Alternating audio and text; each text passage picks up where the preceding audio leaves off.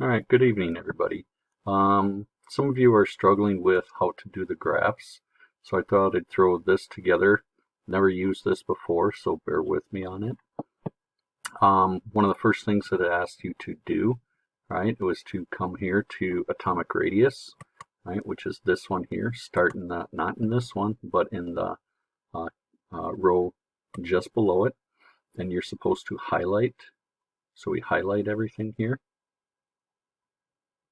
Okay. Then you are going to go up here where it says insert and then chart.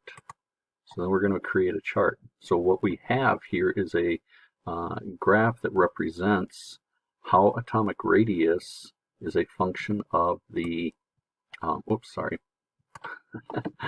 don't get sick on me, how atomic radius is a function of the atomic number. So I'm going to finish up this chart here. You can see over here where the setup is and also customize.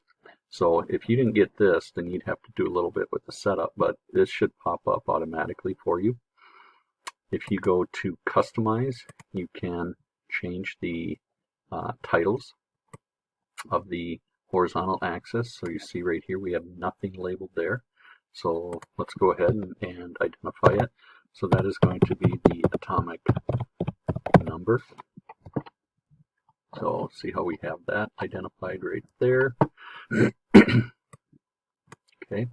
The other thing that it had you do, right, was to get back here, and we'll go here, click on these three little dots, see where it says move to own sheet. So we're going to do that.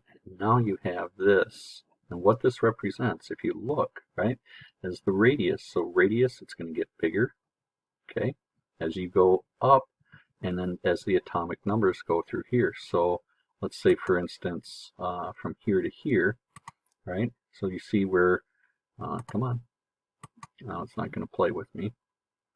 But at this part here, okay, you can see that atomic number increases, then it decreases. Or sorry, atomic size increases, then it decreases, right? Then it increases, back up, and then it goes down.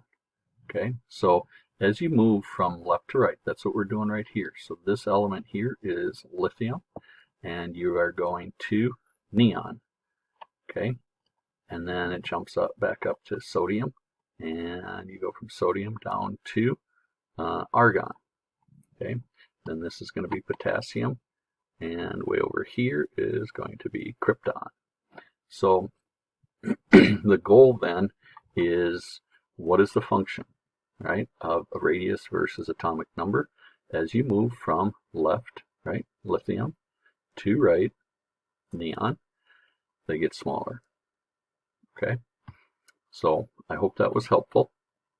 Oh, and then we need to, I said to rename, so we're going to name this, okay, atomic radius versus atomic number. All right. So now we're going to go back here to the original table, and now you're going to highlight again, start with ionization energy, and you're going to do the exact same thing. Okay, so I hope this was helpful.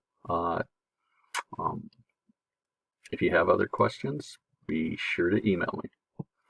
Thanks now.